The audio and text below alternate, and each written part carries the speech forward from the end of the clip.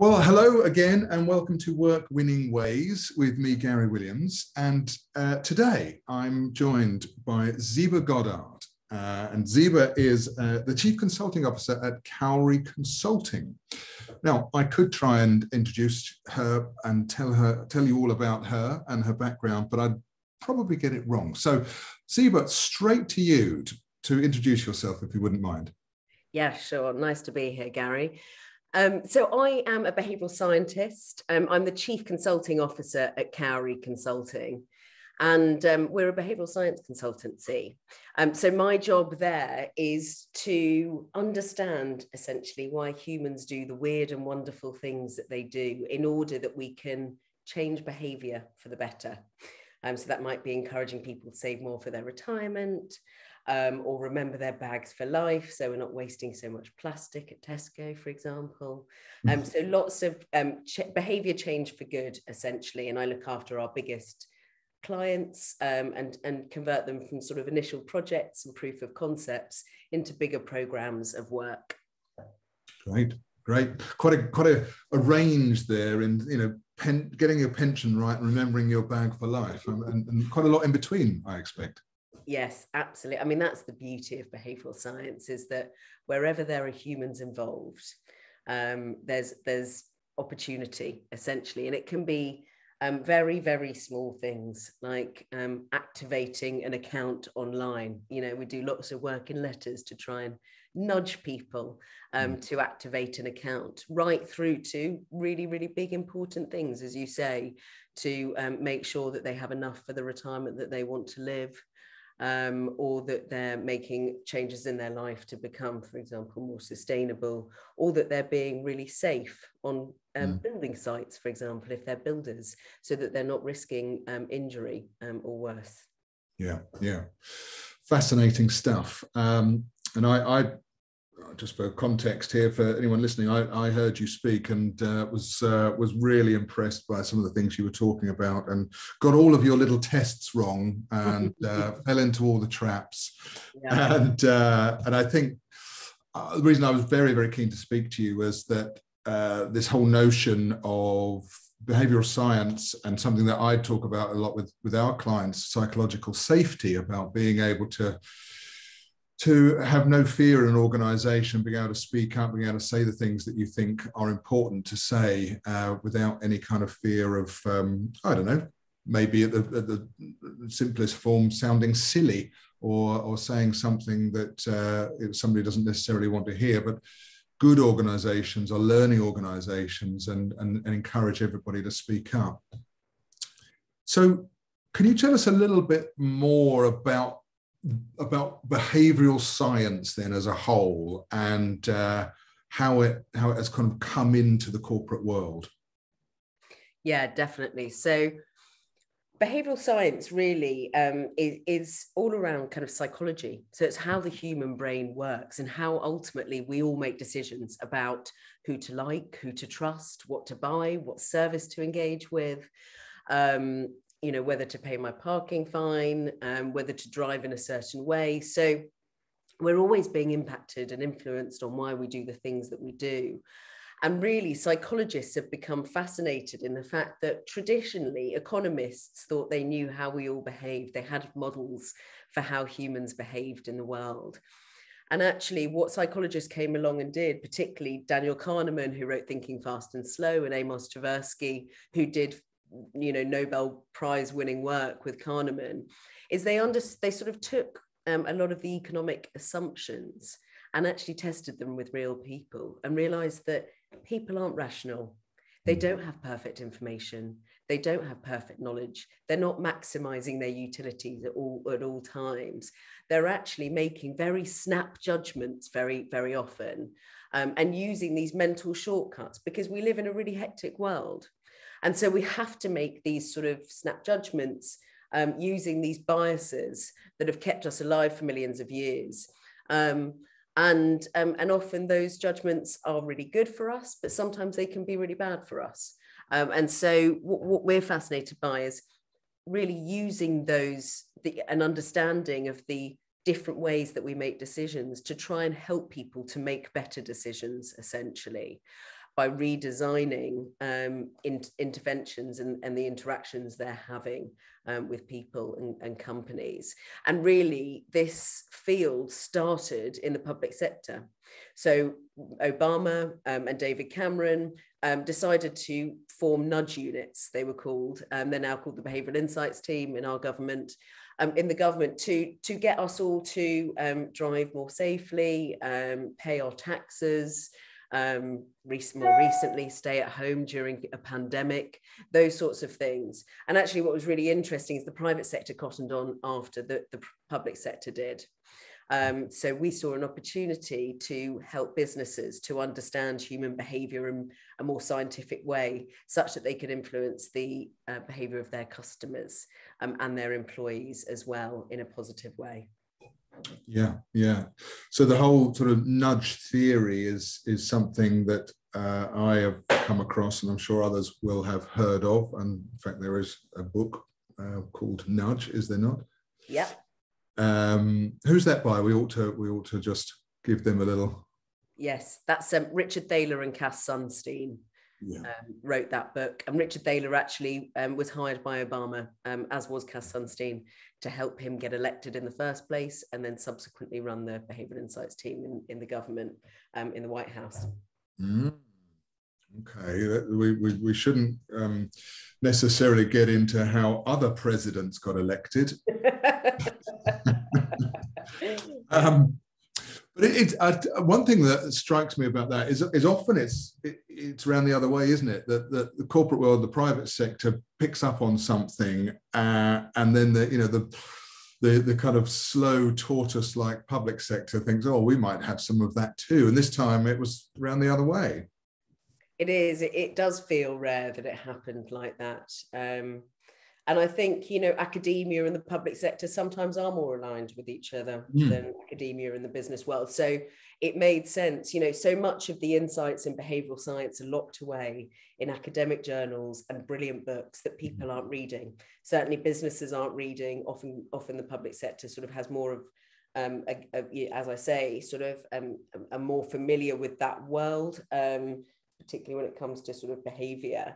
And so it is fascinating that they cottoned on late. But I think what we're seeing now is a real interest and demand for these services. So we're seeing the rise of the Chief Behavioural Science Officer, for example, and actually, teams of people, sort of internal nudge units, or sometimes they're called behavioural science centres of excellence within business, who are responsible for really thinking about the customer in a very scientific way and running experiments to test different behavioural interventions and see which ones work.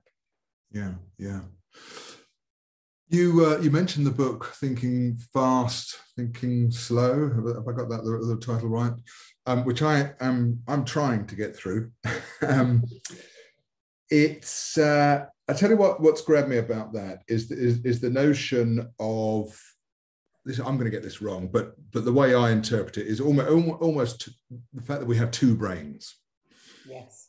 Yes. I'm not talking complete rubbish when I say that. No, not at all. And one we have a system one, system two, as he refers to, and system one is the thinking fast, is the quick responses. It's based on bias, prejudice, experience. I suppose you might call it gut feel. I don't know. Maybe that, as a psychologist, maybe that's not the right term. But actually, then there is the slow brain, which is much more thoughtful and maybe works quite a bit slower and probably draws on other areas. And I suspect that it is the training that you do is getting people to actually engage that slower brain and not just rely on those initial instincts in order to make decisions. Am I on the right lines there? It's a very good question. So you're spot on that we have these two systems of thinking. Essentially, our system one that you talked about is our evolutionarily ancient brain. So it's the brain that we share in common with reptiles, for example. So there's no difference between the center of our brain, our cerebellum, and a crocodile's brain. And it's kept us alive for millions of years. But it's very automatic and subconscious. It's predictable and it's hardwired. And what's happened over more recent evolutionary history is we've developed our prefrontal cortex, which is just behind our forehead. And that's the only part of our brain that distinguishes us as humans from every other animal. So even monkeys don't have the size of the prefrontal cortex that we have. So it's involved in language and all of the executive functioning, big kind of problem solving, and really slowly sort of thinks in a very rational, deductive way. So you can see that those, we call it at Cowry Homer Simpson and Mr. Spock. We don't call them System 1 and System 2, because I think that analogy describes quite well how they actually act. And our Homer Simpson brain is actually 90 to 95% of our decisions originate in our Homer Simpson brain, versus our Spock, which is considered. We all like to think that we're Mr. Spock, but unfortunately we're not. And so what we're doing at Cowry as a team of kind of behavioural enthusiasts is kind of going, okay, if Homer's the driver of our behaviour, then how do we speak to Homer in a way that she or he will understand? And what's brilliant about psychologists the academics over the last 50 or 60 years is they've come up with almost 200 different mental shortcuts, or cognitive biases they're sometimes called, that we all use all the time when we're making decisions about what to do, or who to engage with, etc. And so we've actually got a toolkit to be able to speak to Homer and change Homer's behavior. I think your provocation earlier around are you training people to engage with the slower part of their brain is fascinating. And actually, we're not really, but we often are using that in our consulting work, where clearly it wouldn't be right to say to someone, ISAs. So if you're Fidelity or you're a big fund manager, you wouldn't go, ISAs are selling like hotcakes, Gary. Buy one now. 50 people have just bought one in the last 30 seconds. That wouldn't be an appropriate use of scarcity bias and social norm messaging, clearly to push you into a very hot state, a booking.com state maybe, to buying an ISA. That wouldn't be appropriate. So sometimes you actually do want to engage the Spock part of your brain and slow people down. So you're almost causing what we call smart friction or positive friction in the system, so that people are slowing down and actually thinking more carefully in a more mindful way about what they're going to do. Essentially, you don't want to rush them. You don't want it to be a thinking fast, automatic, subconscious, and very emotional decision, i.e. a Homer Simpson decision. No. And mindfulness is a really interesting thing, because, research has shown that mindfulness can actually, improve your system 2 thinking, essentially. So your synaptic links, essentially. So it's a really effective method to get us more tuned in to thinking slower and more rationally. And I guess, because you mentioned health and safety in your introduction, and I'm guessing that is a space where we really don't want to be thinking fast. Well, maybe I guess in certain states. So if there is an emergency, let's say, then I think most people recognize the concept of fight, flight, and freeze. Yes. Which is to do with the frontal cortex and the amygdala, as far as I can understand. So there's one bit about, in the case of an emergency, how do people respond to it? But more importantly, how do we ensure that those emergency situations don't happen, or happen as few and far between as we can possibly make them happen by the way in which we behave? So are you able to point to an example of health and safety work that you've done that you could share? Yeah, definitely. I think you're right that sometimes we don't want people on building sites thinking quickly. So, one of my behavioural scientists love a checklist, for example. They're one of my favourite things. They're not sexy and glamorous, but you think about airline safety, rocketing, from the introduction of checklists at the beginning that slow pilots down before takeoff and get them to systematically engage their Spock brain and make sure that they've done the 8 things they need to do, for example, before taking off. And that's one thing that, is engaging that spot part. But we've done some work where we've engaged Homer Simpson, essentially, to increase health and safety. I think we did some work where this certain sort of construction company we were doing work for does these big office fit outs. So they always start at the ceiling, fitting all the stuff that goes behind all of those sort of ceiling tiles, and they work their way down in a building, essentially, to the floor, etc. And so what these builders are doing often is they're working on these sort of scaffolding lifts, etc., pico lifts, and they're working at height. And we did some observations. So we did a behavioural audit where we spent sort of 4 days on site watching these builders, and no one was dying. There wasn't anything really, really major. But what they were seeing was a lot of trips, slips and falls. So these smaller incidents that often meant that builders would be signed off, they couldn't work.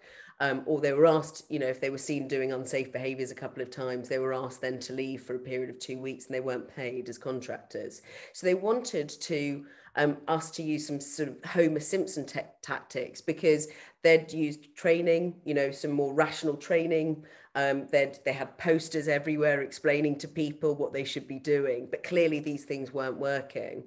And so we went in and we quickly observed that 98% of the people on site were male, kind of unsurprising because it was a construction site.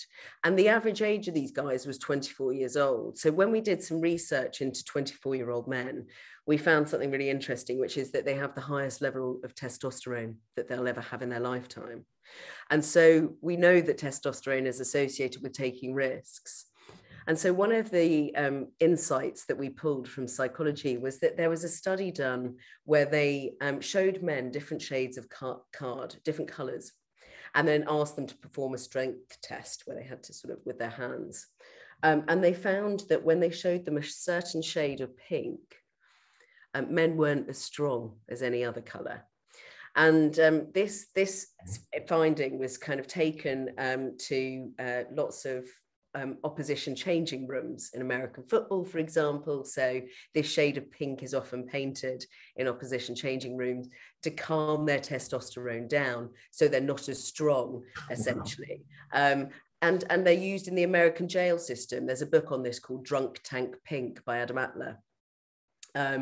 These drunk cells, so when people are being aggressive, they're put in these pink cells to calm them down. So we took that insight and we painted the canteen on this construction site this exact shade of pink. It's called Drunk Tank Pink, or Baker Miller Pink is the exact hex code. And we did that in conjunction with 2 other interventions. The second being one of my favorites, actually, and I think this was the one that had the biggest impact on behavior, was previously it was very penal systems. So managers were walking around, and when they saw unsafe behaviors, they were giving the guys a yellow card.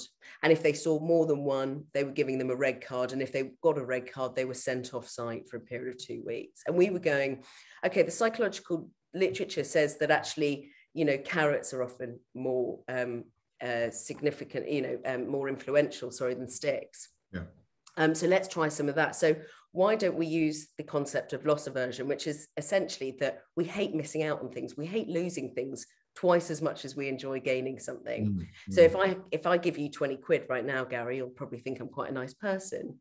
But if I take it away from you at the end of this podcast and say, sorry, that I kind of need that to get home, I'm just going to take that back from you, you'll be twice as upset by me taking it off you as you felt happy when I gave it to you in the first place, because you've attached some value to it now. It's yours and you own it. So we took that insight, and instead of giving them yellow and red cards, we actually gave everyone a gold card at the beginning of the week, with the threat of revoking that gold card if they were seen doing 2 unsafe behaviours by the end of the week. But what was really interesting was that if they lost their gold card, everyone else in their group, also in their team, also lost their gold card. And the reason that was so important was because at the end of the week, these builders would all be sent a text message with a scratch card that they'd scratch off, and a chance of being a winner of the lottery, if you like, that week. And so only the people with gold cards left had an opportunity to win something. Mm-hmm. And what was really important psychologically was that the prizes weren't always the same. The prizes varied, because as humans, if we know exactly what the prize is, we're not very excited about it. What really excites us and what spikes our dopamine is the anticipation of a reward. Mm-hmm. So if we don't know what it is, that's super exciting. And so the prizes varied from the first week, it was a 54-inch TV, really nice prize. The second week, it was free bacon butties for you and the rest of your team. That prize was the most popular of all the prizes we gave, interestingly enough. So each week you wouldn't know, but you definitely wouldn't want to be out of the chance of winning one of these wonderful prizes. So it worked really, really effectively. And we actually cut down unsafe behaviours by 85% on that site. That really is a fabulous story. And there's a lot going on in there, isn't there? You know, I had sort of images. There's the kind of group psychology as well. Like, you really don't want to let your teammates down. You know, imagine if I'm the one who causes everybody to lose their gold card. That would be awful. I wouldn't want to do that to my team. And we're recording this in December 21, and we're leading up to Christmas. So, you know, it resonates with me with the whole notion of Christmas presents under the tree, not knowing what they are, but there's these boxes. That's the excitement, particularly for kids. Well, and for me, really. It's the not knowing, isn't it? That's what gets us really excited. Yeah, it's exciting. Yeah, that's a great story. Thank you. So, you know that in my world, I work with a lot of consulting engineers, lawyers, technical experts of all different kinds, people who often are completely unnatural salespeople, reluctant at best sometimes, who have a kind of a fear of selling and find it a little bit grubby in some ways and awkward. And I wonder whether you've had an experience or whether you have any ideas about how to change that view that people have. You know, like, I'm not a salesperson. I don't don a shiny suit. I haven't got the gift of the gab. I'm not an extrovert, so therefore I can't sell.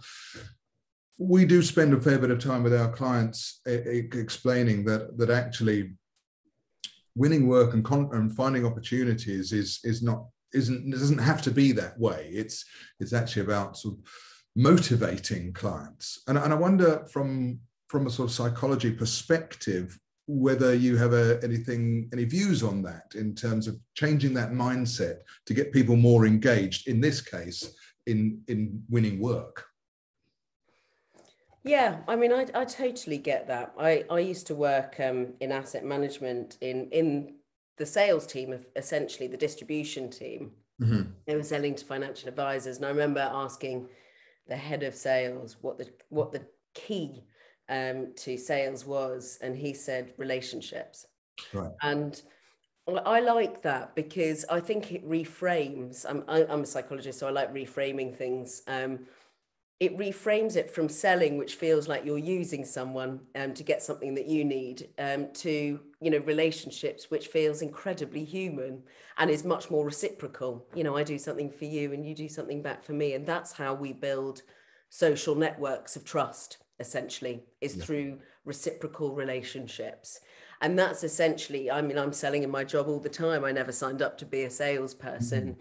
But I actually really enjoy it when I think of it as relationships, because I don't think I'm using clients to achieve what I need. I think they're getting something from me as well. And we're forming a really nice symbiotic relationship where we're both learning a lot from each other. I really like Cialdini's sort of principles of influence, you know, and persuasion. I think they make a lot of sense to me. We certainly use them a lot in the work that we do. I think, you know, authority being one, this bias that we all have to people if we believe that they're experts. Mm-hmm. And often I think it's easy not to think of ourselves as experts. You know, imposter syndrome is talked about more and more.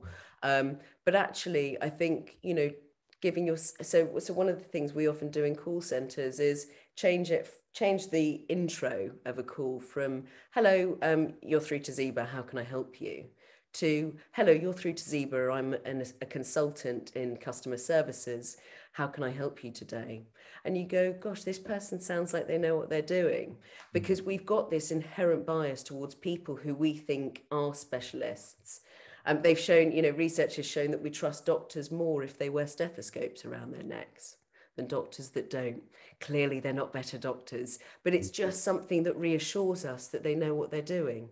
Similarly, awards, you know, for estate agents, you go, these guys are really good. They've got awards and certificates all over their walls.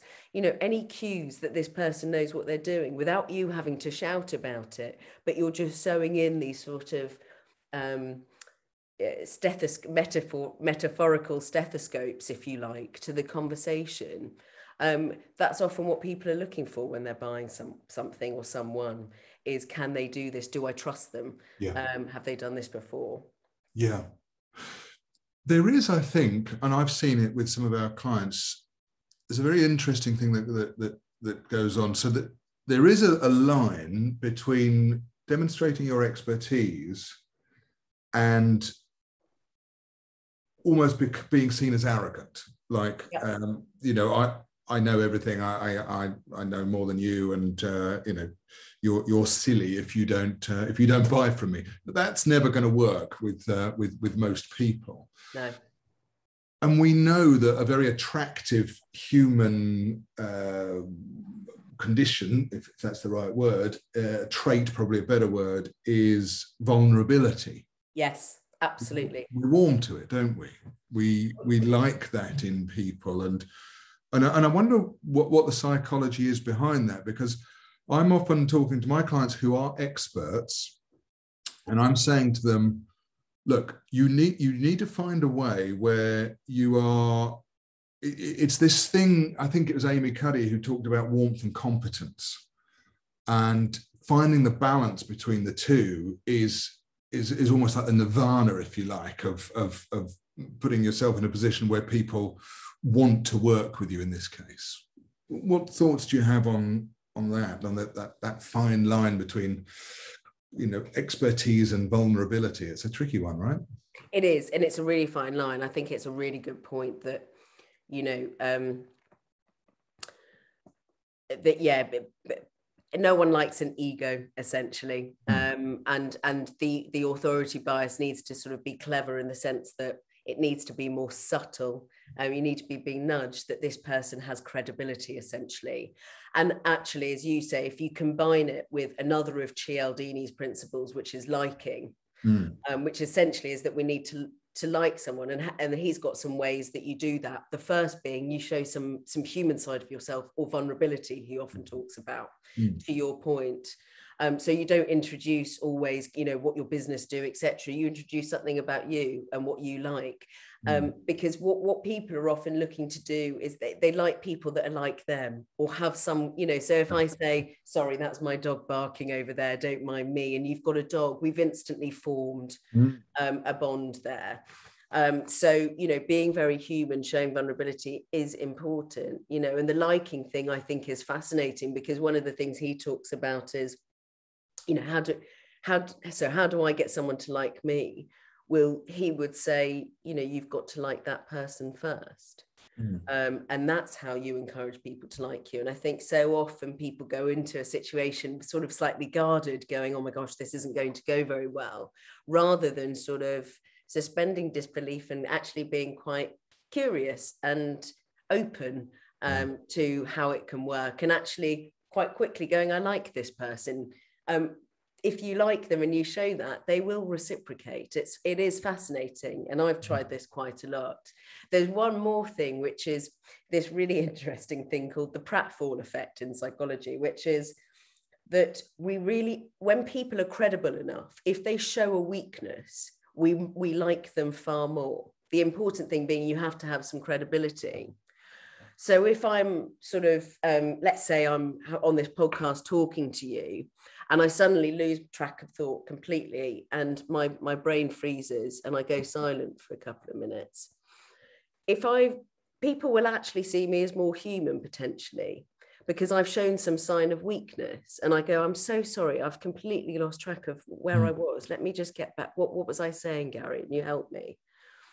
If I've shown enough credibility that I know what I'm talking about, signs of weakness are actually endearing to people.